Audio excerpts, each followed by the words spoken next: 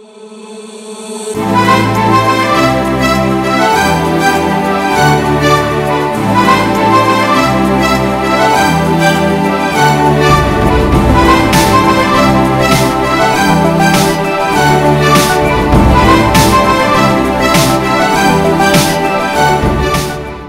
est là partout bozo kazo kolanda quel boule mag ba mama e bois kitoko yo wapi édition ya lelo samedi 13 décembre 2025 bana avec un partenaire idéologie tika de kimia e mokonzi nzambe continuer ko yingela na mabota na bino.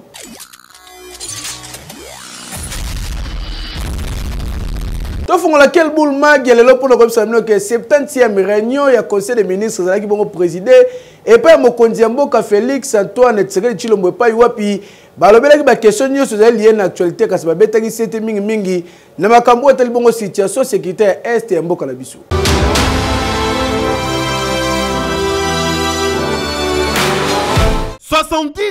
E topé 70e réunion ya conseil des ministres qui présidé et pas ya président de la République Félix Antoine Tshisekedi Tshilombo 4.2 ezalaki à l'ordre du jour dans le conseil des ministres Oyo communication ya chef de l'État point d'information approbation ya relevé des décisions ya conseil des ministres examen p adoption des textes avant communication na ye mokonzi mboka fachi beton ndenge peuple na ye babengaka ye awa a exprimé qui solidarité na ye et pas ya population ya parti est oyo bazala qui frappé na attaque ya armée rwandaise et sika mokonzi mboka RDC na communication na ye a se bazaki mingi na oyo etali mise en œuvre ya accord stratégique signé entre RDC na ba pays ebele ya Afrique, ya Amérique, ya Europe, pe Asie na ba domaine ebele lokola ya défense, infrastructure, culturelle, pe ba domaine mususu awa compte rendu et salemi et pas ya porte-parole ya gouvernement ministre ya communication pe média Mouya Yakatembwe yokayi de sécurité à la fluidité des mouvements des personnes et des biens, à la prévention des risques liés au rassemblement public, ainsi qu'au maintien de l'ordre public dans les respects des libertés individuelles. De même, la veille stratégique doit être accrue pour anticiper toute menace éventuelle, notamment dans les zones sensibles, et protéger l'intégrité du territoire. Pour le président de la République, l'enjeu est de permettre aux Congolais et aux Congolaises de célébrer ces moments de cohésion nationale dans un climat serein, garantissant la protection des familles, la continuité des services essentiels, la stabilité sociale et l'affirmation de l'autorité de l'État.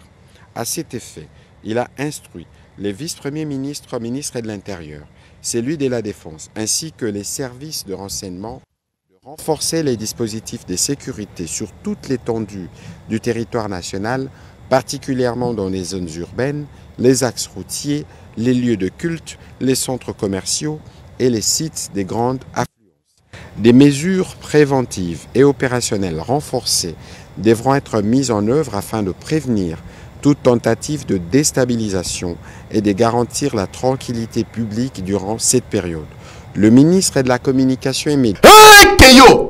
Patron de la ville-province à Kinshasa, Excellence Daniel Bumba a téléméli marche. Oyo bandeko opposition bazali ko organiser bandeko bazali ko kuma mepa Jean-Marc Kabunda Kaboun. Kasi na ngambu na bango balobi ke tali bango te bakozala na nzela lundi le 15 ko yinda na ndenga usakala te.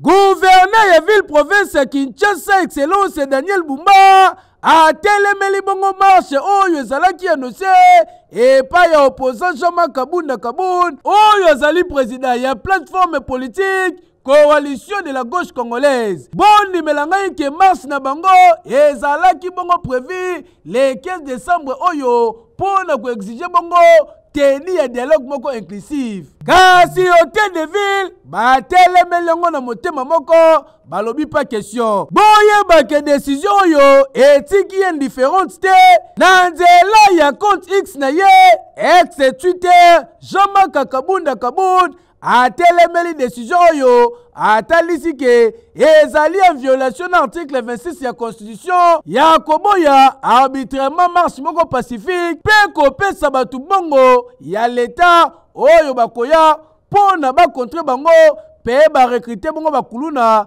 à travers ville province Kinshasa pour na attaquer bango à travers ba arme blanche. Toujours na compte X na ye Jean-Marc Kabunda Kaboun opposant yo atalisi ke nyonso ezali ko prouver que régime ya Kinshasa ba s'arranger bongo na côté arbitraire pe ya oppression. Atalisi lisusu ke pendant que ba compatriotes mususu bazali livré une agression étrangère pe na bando ya l'État pouvoir répondre komisele ba Congolais oyo bazali ko exiger na gouvernement ba mettre fin na ba souffrance ya population au lieu ya ko protéger bango. Na suka atelisi ke marche na bango ezali maintenir interdiction illégale à temo côté top intimidation top manœuvre et koki kozongisa bango sima.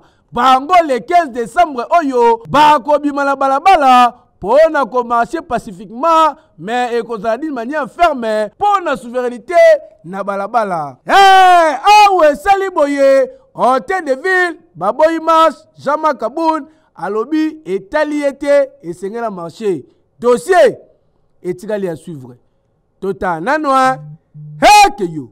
Oui, Conseil de sécurité a oni ba siège qui bongo pona oteli situation sécuritaire ya République démocratique du Congo et pas iwapi ministre ba affaires étrangères excellence Thérèse Kayikwamba abelaki na mongo makasi pe asenga ki ba sanction contre Rwanda.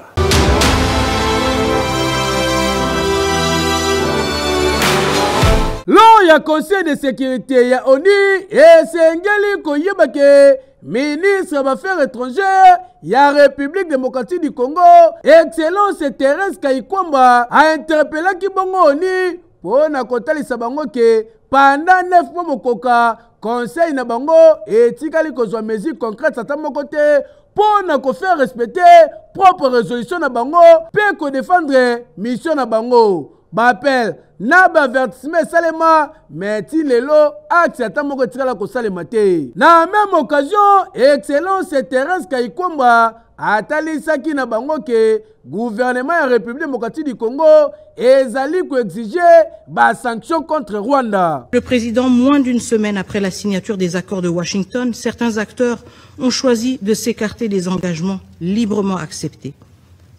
Le recours à des narratifs inversés et à une désinformation systématique pour attribuer à la République démocratique du Congo la responsabilité des attaques commises par la coalition RDF M23 est une stratégie désormais bien documentée par des mécanismes internationaux. Nous ne pouvons accepter que la manipulation devienne un instrument de politique régionale. Les faits sont têtus, les résolutions de ce Conseil le sont davantage. La vérité n'est pas négociable et le droit international ne peut être dévoyé pour légitimer l'agression.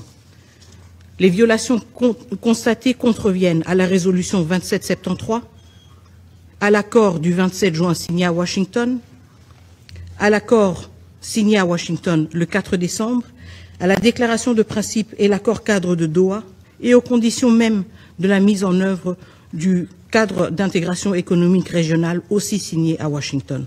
Aujourd'hui, c'est la crédibilité de tous ces processus et de leurs garants qui est en jeu. Mr. President, Excellencies, members of... Monsieur le Président, Excellences, Mesdames et Messieurs les membres du... Ah ouais, sali boye, dossier etikali à suivre. Tozali kotalela, pe tozali kozimele. Hekeyo. Oui, quelques pays membres pe o bazala qui représentent na Conseil de sécurité ya ONU, balobi yango clair que Rwanda nazali pays agresseur. Il y a RDC, bah, des thèmes, on a commenté au signé Gilles Ntumba.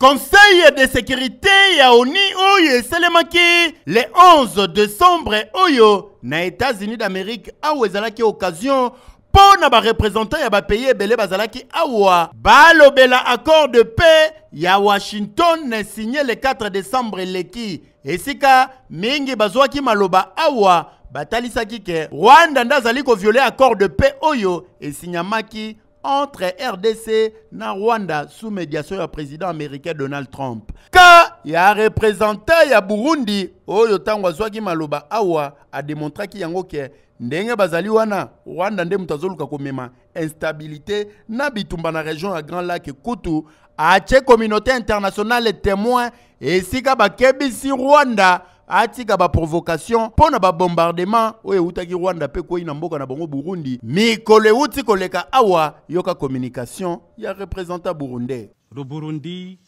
ne peut pas croiser ses bras face aux provocations et à la violation de son intégrité territoriale.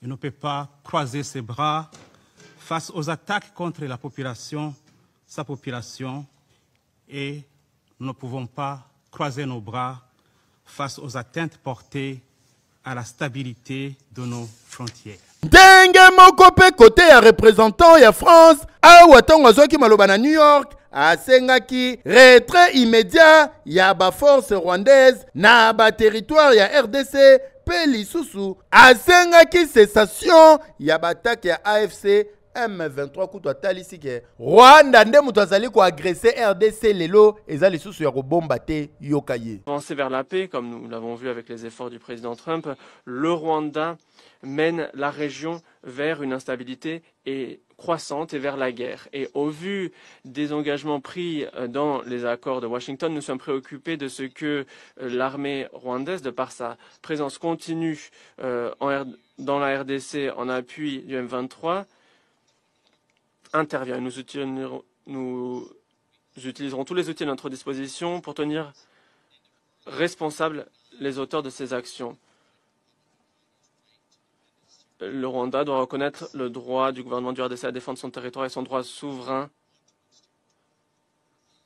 à faire en sorte que les forces rwandaises se retirent de ce territoire. Kasi nyonso oyo esengi kaka te suka na bakization tope esuka kaka na malobake Rwanda nde mutu azo attaquer, Rwanda nde mutu azo agresser, mais ba sanction esengeli epesama sévèrement contre pays agresseur po histoire oyo pesi la RDC na partie est na yango ba vivre pe na kimia. Keyo, oui. Nanga muna yepe opposant Delis Sanga ye atalisi ke crise oyo RDC ali ko faire face na yango lelo mokonzi ya mboka Félix Antoine Tshisekedi Mozaki na ba moyen nyonso pona ko éviter yango azalaki bongo et pe ba confrère la mission ya Top Congo.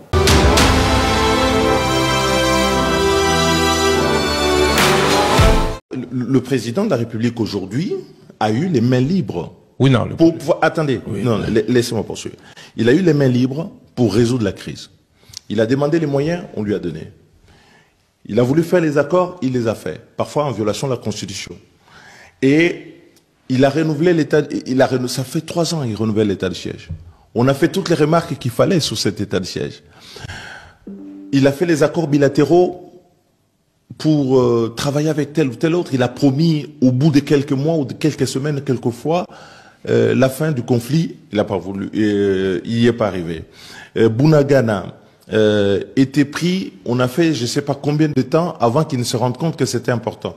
Donc, le président de la République, par rapport aux décisions qu'il a prises, représente un problème, il fait partie des problèmes, et donc par conséquent, pour pouvoir trouver une solution, il faut une discussion qui soit ouverte, et pour nous, la médiation, en fait, notamment par l'ECC 5O, représente un cadre où on peut se parler. Et le président, s'il se rappelle encore, quand il était dans l'opposition, nous avons ensemble, à certains moments, discuté de ce type de questions. Et c'était autour de la 5O. À l'époque, aujourd'hui, on a laissé la 5O. On peut discuter de ces questions et trouver des solutions idoines. Député honoraire Daniel Safo a expliqué Ndengeni ya sali pona akene ko se retrouver kuna na est ya mboka na biso pe ko rejoindre Joseph Kabila na plateforme na ye Sauvons le Congo.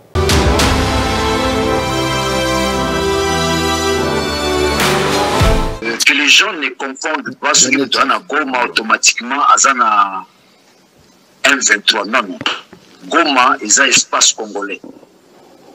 Zela, Mwana Congo. Mwana Congo. Na minute oza wapi. Pour que je précise. Na minute oza wapi. Nazana Goma. Ozana Kisonite na obanga pe mututel. Na obanga Félix Tem. Nazana Goma. Na la kisi bango na mobali grand guerrier sans passeport na komia. Sans passeport na tamboli 600 km makolo. Sans côté ba moto. Là, donc, dans l'Ingi Bakinois, Léopoldville, on a bengi l'Ouest, Baébake, Nana Goma, pour libérer le Congo. Donc, je ne suis pas na M23, Nazana sauver la RDC. Je suis avec Kabila. Sauver la RDC, c'est vite pour libérer les Congolais. Les premiers traîtres à Congo, Congolais, faut pas Félix. Batouba retenir que d'ici février, tout ça à Kinshasa. D'ici février, Daniel Safou, Kabila, tout ça à Kinshasa. Azo dénoncer Daniel Bumba. Daniel Bumba n'est rien dans tout cela. C'est lui le président qui est censé maintenir l'environnement et l'ordre dans Kinshasa. C'est Daniel Bumba. Tentative ya évasion et salami bongo na prison ya Kalemi ko kamwa. Bozo ba détail na reportage oyo.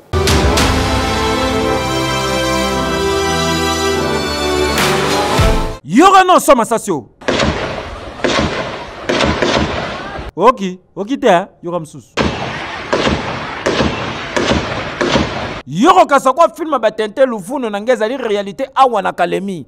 Ba prisonnier ba tomboki yule lelo bakangabisaka bakima. Ba soda pe babaki te kande bozo ba mobomi bo. Bo botola, bo viola, bo pikola batu bo sala maka ndenge na ndenge. Boko kima te lelo bozawa. Boyende zalaka FRDC déterminé po mingi baza soka babimi esili azongi susu crime. Yango to sengi na ba konzi ya sécurité ba renforcer ba moyen ya kosakana te mir ba tongonsu ya mulai oezala to matine étage o monate ba baksi su kanga muyibi ezala so cheli kolobo ozoki o cheli boko ozoki o pusi mutu ozoki moyen ba kimezate heke yo menuiserie en aluminium mezali na adresse kombo na yango Jafar Ali. Papa, maman, ça la bonne confiance au Rosala Mobimba ou Wapi.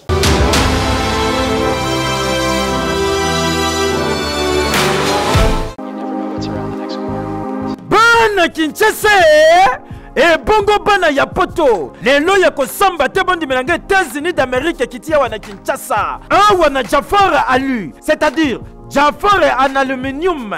Bazali bongo spécialisé na menuiserie en aluminium. Je peux motozali na posa ya ndako na yeza na kitoko yo wapi lokolo lulaka bandako ya ba américain to pe ba nigérien. Je pozali patron ya ba entreprise. Ozali na posa ba bureau na elata ba lele ya sika. Ezala bien équipé yaka na Jafar Alu ya ko sambate. Fabrication ya ba porte et bongo ba fenêtre et bongo ba garde-fou. Na ba ben vitré ya ko sambate. Ndenge bomona ka ba meuble cuisine, c'est-à-dire ba cuisine moderne local États-Unis d'Amérique. Awa na Jafar Alu bazali ko bete yango dada ya ko sambate. Po na mbongo ya mukie bato baluli ndako na yo. Nyonso bazali ko salela yango mur rideau na cloisonnement bureau. Nyonso awa na Jafar Ali mo salezo kende kitoko yo wapi. Bana Congo bana poto États-Unis ekiti na kati ya Kinshasa. Lelo na ko présenter bino Jafar Ali. Tozo fabriquer biloko nyonso en aluminium pona banda kuna bino na ba bureau tel que ba porte, ba fenêtre, ba garde-fou, ba mur rideau, ba meuble à cuisine, na cloisonnement ya ba bureau. Pona ko pe sa valeur pe beauté ya banda kuna bino bosalela aluminium ya qualité. Na lobi bien aluminium ya qualité na Jafar Alu. Tena ka kandengo moni dépôt na télé zali bien équipé. Tunanga nini opesi kaka mbongo na yo kaka na mbongo wana transport ya matériel eza na kati. Ba ye nango ti na kati ya chantier waso. Okani Cécilie tete ba bandi pe ko poser tala elonga engaye. O tuninga adresse zali place ko bunga te ezomi na avenue Saint-Christophe numéro 1439 référence OVD tozabongo na commune ya Limete Funa. Tolo balisusu nini jaboye biso nyonso toweli na Jafar Ali pour que banda kuna biso ezala bien équipé. Heke yo Kombo na Roli tozali na quartier amba la commune ya Kisenso a violé mwana mwasi ya quartier Kokamwa bakangiye malchance.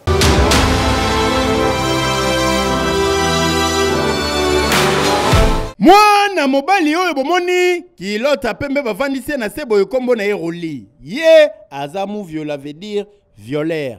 Ndenge azaboye bakanga ye plusieurs fois selon information tozuyawa na baka ya viol mais population ya Kisenso ba expliquer ba ebite ndenge nini abimaka ndenge nini se retrouvera libanda kaya suka o esali kakoma awa aviolaki jeune fille moko yena ba camarade na emisatu basali 4 fille autaki matanga vers 22h alobitenga moyena lala na ve mortuaire ezate nazongi na nganda kunake kulala po nazonga matanga lobi retour na yeka boye bakotse na nzelo ya erosion bozomona wa bakate bilamba basali makambo basalaki ye loko la fille yango a reconnaîtaki roli ayebani pe na quartier nde ake ko saisir ba policier na maison communale awa balandi roli azu mukamate yeyo ba récupérer awa baninga na mibale mususu bakimi moko jusque là porté disparu pe azoye banate esika kei yoka communication mwana mbale yo aza violeur na kombo ya roli tozali koluka ye puisque baviolaki fi moko awa jusque là dans l'hôpital baviolaki ye 4 personnes mais na 4 personnes wana mibale bakimaki ye tozwaki ye eza na policier moko tokotanga kombo te puisque toza na baquette mais tozozanga na poursuite na ye avec jeune garçon yo baka ya viol et comme répétitif awa na quartier na bango amba na commune ya Kisenso mbaloyo justice il faut salema po victime jusque là a perdaki connaissance azo se retrouver dans l'hôpital suite à oyazwaki comme agression sexuelle dossier oyo justice elandelango de près à suivre kaka keyo oui soki olingo somba kabelo ya malonga elenge mwasi to pe tonto lingo sombela copine na fiancé to pe mama na ndaku kende pe bandeko ya pako kabelo kozwa kabelo nyonso koluka na ba prix promotionnel ezali kotekama na mbongo mukie kasi ya qualité na ndenga kosakana te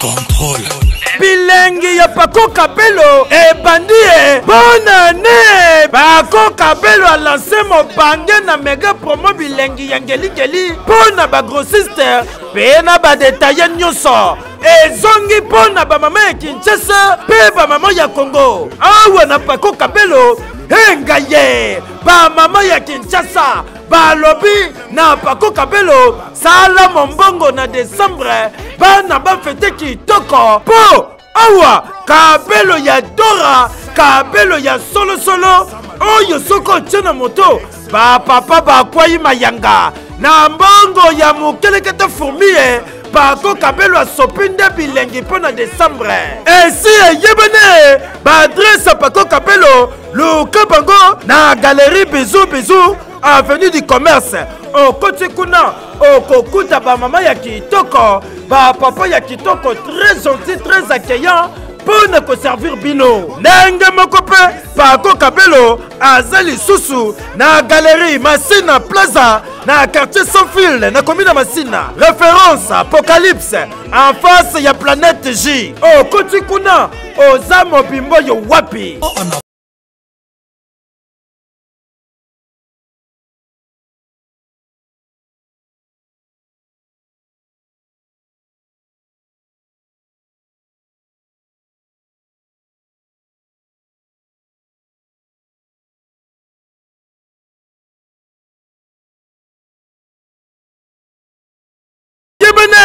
soko moni mama ngeli na Kinshasa to na Congo atona mikili ya bapaya loko les États-Unis d'Amérique to pe bamboka bisusu ya Amérique pondi menangake pako kabelo akota e tili banda ya mboka na États-Unis d'Amérique azali kongelisa ba mama simba pe yebake lundi le 1er décembre méga promo e na pako kabelo bombaka deja mbongo na kisangala po na décembre oyo ba mama bakofete kitoko ba papa bakolula tela plate ya boye tela oyo kotoyo pako kabelo bilengengeli ezo heke yo na ville ya Boma na province ya Congo central ba retrouver ba corps oyo ekendaki bongo na inondation bato bakufaki na présence ba famille na bango kolela nde kolela kasi bakei mbala moko kokunda bango po banzoto na bango esi ebebaki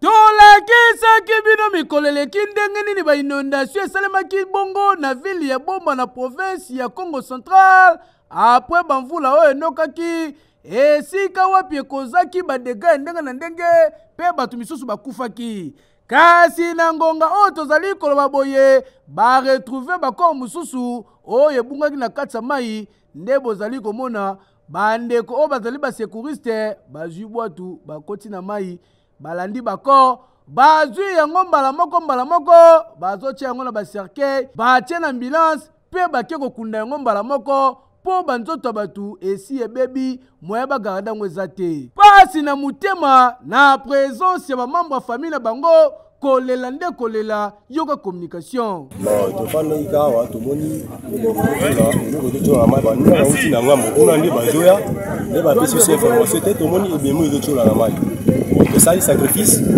basoda bapesi pirote na bango tomati ensemble na bango tolandi ti na se kuna kota ile de boma toki tokangisa totia wana nde tozelaki mpe bakonde mosusu baya kosa mosala bango nde mpe toyuti mpe kuna nde toyuti ozwaka mpe bapeshe nde bakangaki ye kuna koleka zamba ya kabila ntango na village ya de poto biso toye touti kozwa ye kuna na kati ya mai antuka esali pasi komona nde bandeko bakufi suite ya bamvula oyo enokaki mikolo eleki oyo ekozaki bongo bainondation awa na ville ya Boma na province ya Congo Central mingi na ili ya Muteba. Kasi ezali catastrophe naturelle tika ete milimo bandeko epema na kimia hekeyo. Oui. Soki olingi okunda être cher na yo esika ya malonga po bamona ke akunda millionnaire nyoso et surtout ko rendre hommage digne de son nom. Sala bandeko ya cité de la sagesse confiance aux amobimba oyo wapi.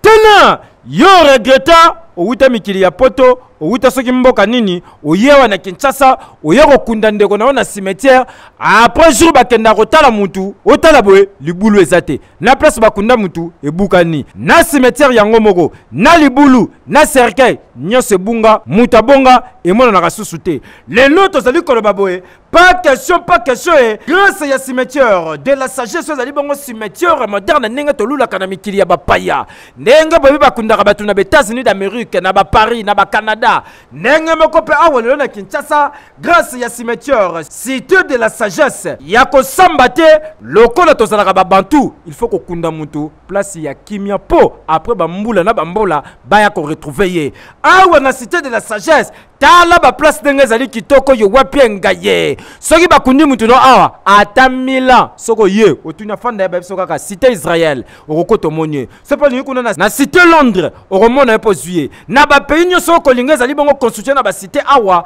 place bazali kokunda bandeko oyo bazalaki bongo très cher pour na biso ba kisi les sous ba place ya kafu botu nanga nini quartier Bethlehem place ozali mobimbo yo wapi soki ba ye bakundi ndeko nao ba peso adresse ata Milan soko ye na linga na mona ma kulutu na biso bakunda bakokocho balakiso le cas premier deuxième troisième koti kiu okomona ma kulutu obi mama mo wey na ko pesa mbote ozipe message oyo ba wey balobaka o kanisi esili tete ba tiena parking Corbillard yo motoko ya na Corbillard na yo côté kuna ba cimetière na bango ba suki saka ba Corbillard libanda mais awa na cimetière moderne cité de la sagesse soko koti parking ezali réservé pour na ba Corbillard ndenge mo pe na quartier Jericho quartier Londres quartier Israël nyonso awa place ba wey ba kopema na kimia simba pe yebake olingi ndeko na pe makitoko yaka awa na cimetière moderne cité de la sagesse po nyonso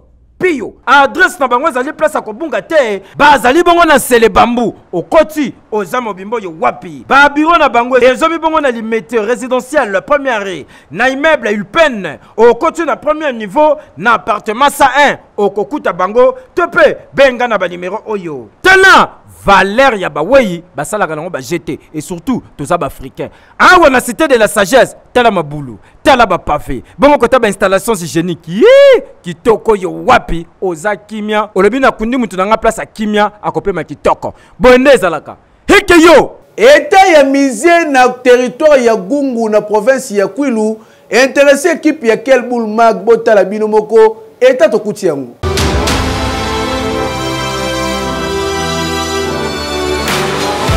awa tozali na province ya Kwilu na territoire ya Gungu. Équipe ya Quel Boule magazine kiti awa pona kolakisa bino ndako bozomona betondi bikeko yo kansango rola ndako ya mando na tonda kwa banganga. Mais ezali nde mise kobosa na te. Ezali mise ya kala selon ba histoire banda kala niveau ko sakana te. Responsable nango yeyo babenga kaya Mese Kibala. Mese Kibala oyo aleka voir même na ba chaînes internationales pona kolobela. Importance ya ba œuvre d'art surtout ya Afrique pe ya République démocratique du Congo. Mais y a pas ces alinini. Mise ba konzamboka ba sundola mise beba na niveau ko sakana te. Place ezalaka et pelaka moto. Après quelque temps ndekwa komi mukanda asenge pa bakonzi babeta kara aleli babeti kara na susu za kanango surtout pour la makambo etali ko batela wezali bongo ba œuvre d'art ya République démocratique du Congo.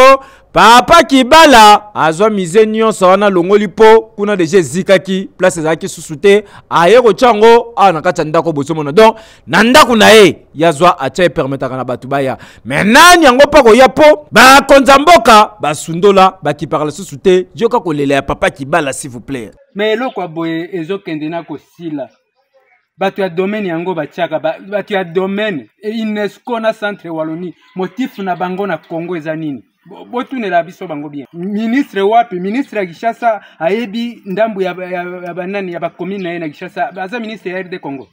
RD Congo eza pays eza na ba province eza na ba territoire na lobi na défendre culture na poto na lobi yo zali wana cliquer dans Afrique Territoriale 6e édition. Vous me trouverez, je suis là en train de défendre l'Afrique centrale. Bikeko nyoso bozomona eza nango kindokite po ekoma rabe moni ekeko boye basala ngo bakiso banini boye lufunu na nge ekeko nyoso zomona eza na message ezo véhiculer po ezali œuvre d'art mobimba yango totuni na madame Yolande Elebe ozali bongo ministre ya culture et art patrimoine mama okipa note papa ozomona ba yebi makambo art na mboka na biso musique ka mwa mukela kata fourmi obakipaka théâtre kutu yi soko beli nana kolandela bongo œuvre d'art tele papa ngani ndenga koma mais pourtant azobatela mise oyo nani akokipe nani akolandela histoire mobimbeza peka awa mais bakipaka te ya boy ya normal te nini mama Yolande toyoka pena sango okiti ana Gungu oyoko luka Papa Kibala tala niveau ba congolais ba osepela non maraz heke yo na 500 fois ya pamba c'est possible comme riche grâce ya winner loto tenter chance na yo tant mususu yonde millionnaire à lobby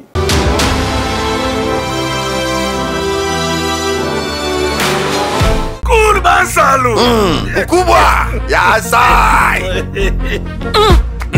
résidence est sauvée. Y'a na boy. Alors continue. Nande va komeli yango Pas patient. Allez, pile hydrophore. Yeko. Yé. Naza complanté. C'est la vie. Il y a beaucoup de gagnants. Certains sont parmi vous. Winner Lotto a déjà commencé. On soumet déjà ticket na yo. Win 4. 250 francs par ligne. Gagnez 4 numéros pour un jackpot à partir de 10 millions de francs congolais. Et win 4 doublé, 500 francs par ligne. Gagnez 4 numéros pour un jackpot à partir de 20 millions de francs congolais. Tous les jours. Les prix commencent à partir de 2 numéros gagnés. À jouer sur tous nos points de vente et mobiles en composant étoile 404 dièse disponible sur M-Pesa et RTL Money. Après avoir démissionné à la police, c'est capitaine Junior Mbosso azongeli bongo musala na epona ko servir mboka ka cette fois-ci azongi comme Pépé.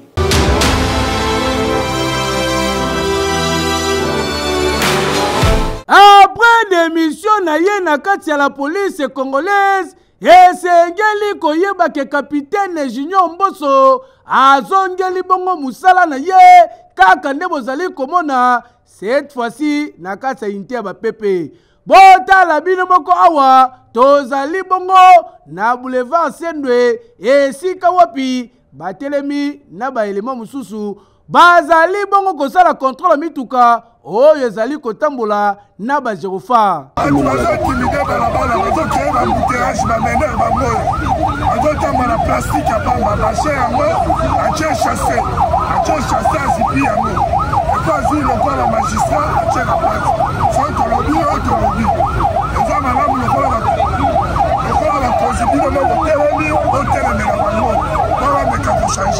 soki bamoni mutu ezali koya o batie Jerofa batelemisi yo balandeli soki eza clair te bazwi Jerofa babotoli kaka bongo mosala ezali kosalema na ndenge ya kosakana te. En tout cas kaka ndenge balobaka mosala ya la police et surtout lokola ezalaka mpona koservi mboka batikaka yango te. Yango yo après démission na ye capitaine Junior Mboso azongeli musala na ye kitoko. Et normal heke yo.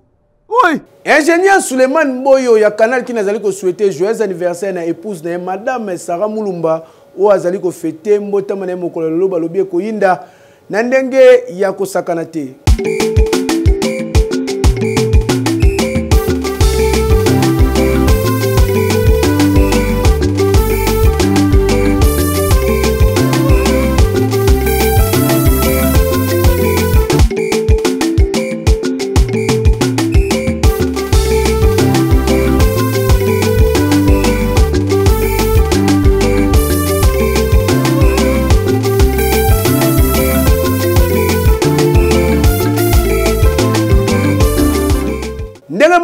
Na quel boule mag vous allez souhaiter joyeux anniversaire na Victor et Jonathan Souka moko ba reporter à quel boule mag oyo abota majour moko na ndeko na ya mwasi maître Cynthia Ntsuka balobi famille Souka Mobimba bazana esengo na ndenge ya kosakana te ekoyinda mabe.